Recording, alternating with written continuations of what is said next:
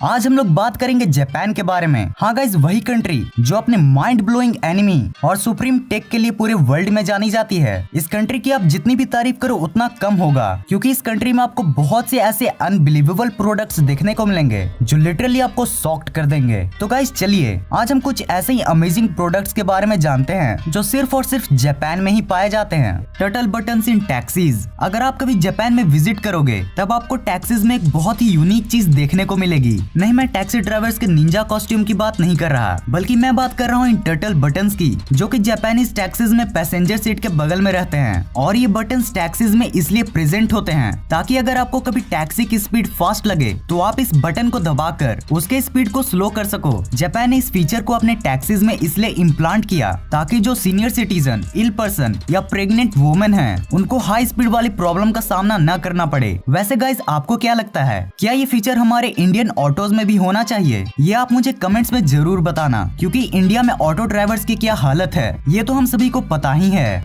Iron man type exoskeleton. Guys, अगर आप Marvel के ट्रू फैन हो तो आप आयरन मैन कौन है ये तो जरूर जानते ही होंगे, या फिर मैंने उल्टा बोल दिया, आप शायद मार्वल को जानते ही होंगे सिर्फ आयरन मैन के लिए। वेल गाइस, जो भी हो, बट टोनी स्टार्क खुद ही एक ब्रांड और ब्रिलियंट सुपर हीरो है और उनके इसी ब्रिलियंसी को चार चांद लगाता है उनके द्वारा बनाए गए उनके ये अमेजिंग सूट्स, जिसमें न जाने कितने ही अमेजिंग पावर छुपे हैं। लेकिन गाइस, क्या आपने कभी इस सूट को रियल लाइफ में इमेजिन किया है? शायद ही किया हो, पर इस वीडियो को देखने के बाद आप इसके इनिशियल फेजेस को जरूर इमेजिन कर पाओगे। आप ये देखो, ये वर्ल्ड का first cyber type HAL exoskeleton है, जिसको जापान की एक कंपनी साइबरडाइन ने बनाया है। इसमें HAL का मतलब है हाइब्रिड असिस्टिव लिम्ब। इस एक्सोस्केलेटन सूट की सबसे खास बात तो ये है कि इसे कोई भी पहनकर अपने पावर्स को 2 से 10 गुना तक बढ़ा सकता है। ये उन लोगों के लिए और ज्यादा काम का है जिनको बोन, स्पाइनल कॉर्ड या जॉइंट से रिलेटेड प्रॉब्लम्स को फेस करना पड़ता है। ये बेसिकली 5 प्रिंसिपल्स पर वर्क करता है। पहला है थिंक, दूसरा सेंड, तीसरा रीड, चौथा मूव और पंचमा और आखिरी फीडबैक। सिंपली बोलो तो ये एक्सोस्केलेटन आपके माइंड के इलेक्ट्रिकल सिग्नल को रीड करके उसके हिसाब से आपके काम को करता है। जैसे जब आप सोचोगे कि अब मुझे ये वेट को उठाना है तो ये एक्सोस्केलेटन उस हिसाब से आपके आर्म्स को अपवर्ड डायरेक्शन में मूव करेगा, जिससे आप उस वेट को आसानी से उठा पाओगे। काफी इंटरेस्टिंग है ना। Ice cream that doesn't melt. Recently biotherapy development research centre, जो कि जापान में प्रेजेंट है, उन्होंने एक ऐसा नया इंग्रेडिएंट को डिस्कवर किया जिससे normal ice cream non melting ice cream में कन्वर्ट हो सकता है। सोचने में ही मुंह में से पानी आ रहा है। ठंडी ठंडी ना पिघलने वाली।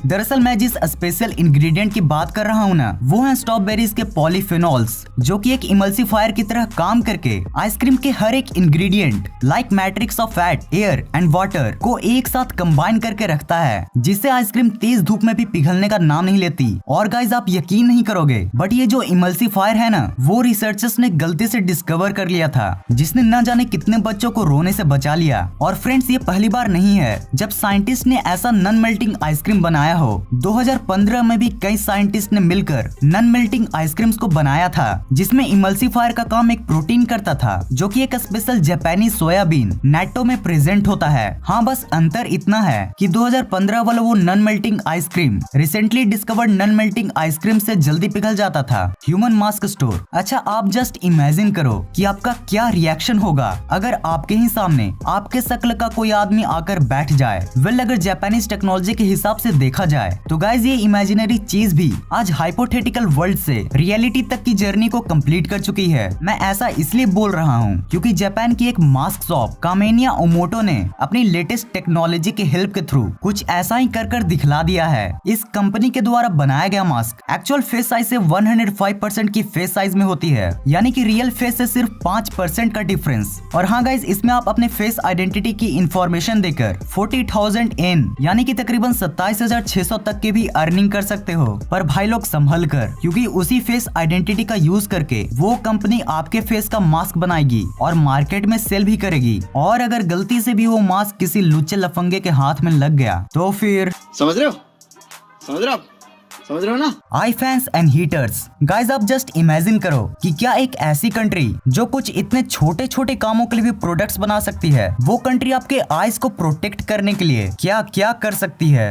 क्या क्या नहीं बल्कि कुछ भी कर सकती है, जैसे कि टेंसाई बोकाबन हॉन्सन ब्ला ब्ला ब्ला पावर्ड आई वार्मर्स। यार इतना हार्ड नाम कौन रखता है? अभी मेरे को लग रहा था जैसे मंत्र फूक रहा हूँ। टेंसाई बोकाबन हॉन्सन ब्ला ब्ला ब्ला स्वाहा। हाँ तो ये एक ऐसा जापानीज आई गैजेट है जो आपके आईज को गर्म रखने में मदद करता है और जिसे पहनकर आप कुछ कुछ एनिमी कैरेक्टर जैसे दिख सकते हो। और गाइज अगर इसे देखकर आपको शौक नहीं लगा तो आपको इस प्रोडक्ट को भी जरूर देखना चाहिए, जिसमें साइड्स की तरफ छोटे छोटे फैंस फिट हैं जो कि आपकी आंखों को कूल रखते हैं। और ये सबसे ज्यादा यूज में तब आता है जब आप अनियन को कट कर रहे हो, क्योंकि ये glasses tear causing onion gases को आपकी आंखों में घुसने से भी रोकते हैं। Backpack bike. अच्छा आप जरा इस जापानीज गर्ल को देखो जो कि पैदल चल चल कर थक गई है और आगे ये पैदल नहीं चलना चाहती। अब आप अपने कॉमन सेंस का यूज करके ये बताइए कि अब ये क्या करेगी। मोस्ट ऑब्वियस बात है, ये टैक्सी का यूज कर लेगी। बट गाइज आपको ये नहीं भूलना चाहिए कि ये लड़की कहीं और की नहीं बल्कि जापान की है और जापान में कुछ ऐसा भी हो सकता है।